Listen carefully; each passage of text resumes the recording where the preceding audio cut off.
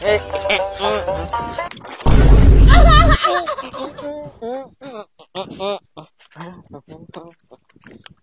নাতি, কি হয়েছে দাদু?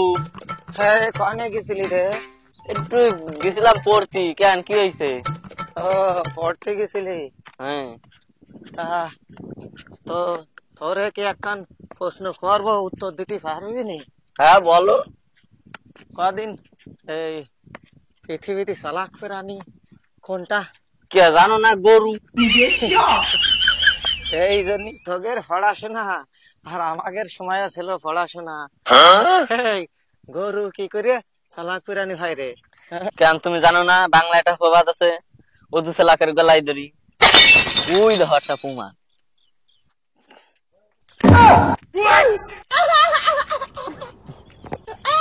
চল রে, আমার একটু নিয়ে এসো।